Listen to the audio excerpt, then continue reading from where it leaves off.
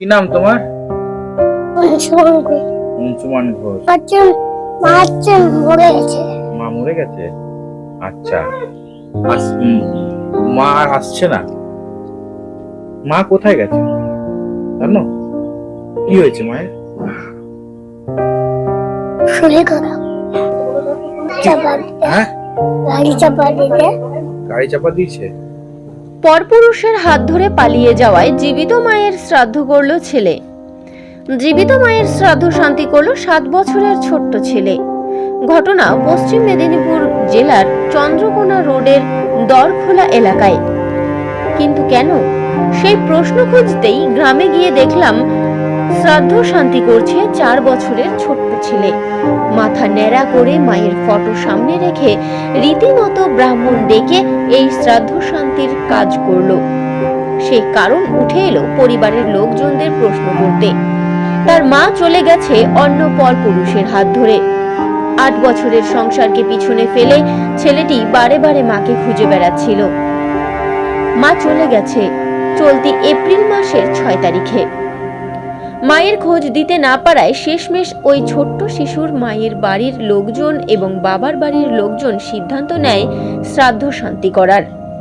মা অ্যাক্সিডেন্টে মারা গেছে, সে আর ফিরবে না, এই কথা বলা হয়েছে পরিবারের তরফ থেকে।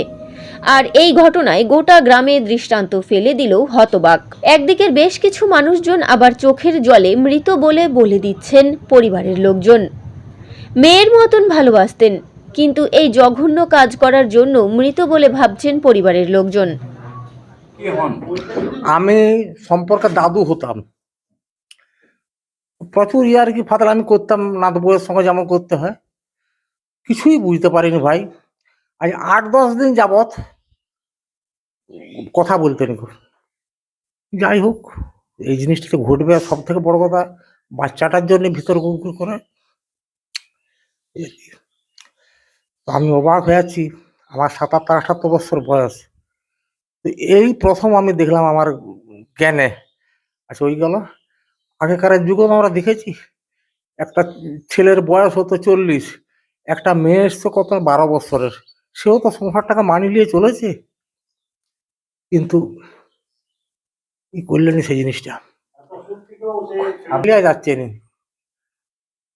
এটা একেবারে অসম্ভব জিনিস, এটা মেনে নিতে পারছি না। একটা বাচ্চাকে ছেড়ে চলে যাবে, মানা যাচ্ছে না।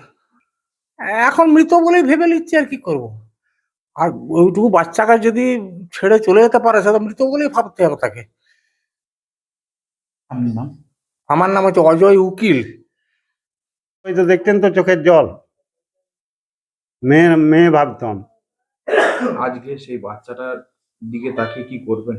কিছু করা যাচ্ছে নি, মানে কি যে করবো, আমরা কোনো কিছু করতে পারছি না। ওকে কি করে রাখবো এতটুকু ছেলেকে? আর ছেলে তো আমি আমি যত ইয়া করে আমি ছেলে পাঠাবো নি, ছেলে কোনোদিনের জন্য দেবো না। আমার জীবন চলে গেল, আমি ছেলে দেবো না। আমার যা সম্পত্তি আছে আমি ছেলের নামে করে দেবো, আমি ওকে ছেলে দেবো না। ও মেরে দিতে পারে। ও যখন নিজে ছেলেটা আমি নিয়ে গেলাম ডাক্তার, হ্যাঁ আমি ডাক্তার বাড়ি নিয়ে গেলাম, ডাক্তার দেখানোর পরও রথে ঝামেলা হতে আমি ওকে আসতে পারিনি। বললাম ঘন্টা খানেক থামো। 1 ঘন্টা থামতে যেয়ে আমাকে এক জায়গায় দাঁড় করে দিয়ে ও বসলো। বসে আমি এবারে ওকে 2টা নাড়ু দিয়েছি। নাড়ুগুলা নিয়ে আমি বললাম তাহলে ওদিকে দিবে যাও। নাড়ুগুলা দিতে গেছি, দিয়ে আর আমি একটু দোকানে পান খেতে গেছি, ঘুরে এসে নাই। চারদিকে খুঁজে খুঁজে খুঁজে খুঁজে ঘুরছি। আমি বলি হ্যাঁ গো, আলো কোথায় গেল? বলছে ওইখানে তো ছিল। দিয়ে ফোন করছি, সুযোগ। আর দিয়ে ছেলেকে ডাকলাম, এই বউ। আজকে যখন চলে গেছে, আর মনের মধ্যে আর কি রাখবো, কি আছে? আমরা জানি মরে গেছে, আর কি করব? আমাদের মুখের সামনে এরকম কথা বলে দিতে, আমি মরা ছাড়া আর কি ভাববো? আমাদের কথা ভাবতে হতো, ছেলেটার কথা ভাবুক। তারা বলছে মরে গেছে, বলো। মেয়ের মা বাবা বলছে এবারে মরে গেছে, তারা শ্রাদ্ধ শান্তি আমাদেরকে নিজের দিকে দিয়েছে, করালো। আপনার নাম? তপন ঘোষ।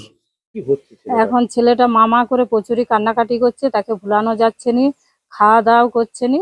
আর সেই জন্য আমাদের বাড়ি থেকে সিদ্ধান্ত নিতে হলো যে একটা কিছু করতে হবে। সেই জন্য আমরা শ্রাদ্ধ শান্তি তাকে দিয়ে করিয়ে দিলাম, যাতে ও বোঝে, যে জানে যে আমার মা নাই, আসবে না, মারা গেছে। কোনো দাবি ছেলের প্রতি সে বলেই দিয়েছে যে আমার মায়া নাই, আর নাই। সেই জন্য আমরা এটা লিখতে বাধ্য মেয়ে হলাম। কি অন্য ছেলের সাথে চলে গেছে? হ্যাঁ, একটা ছেলে সাথে চলে গেছে, সেখানে আমরা গেছিলাম, সে ফিরবে না, কোনো ছেলের প্রতি দাবি নাই, সে লিখে দিয়েছে, লিখিত করে দিয়েছে। তার নাম?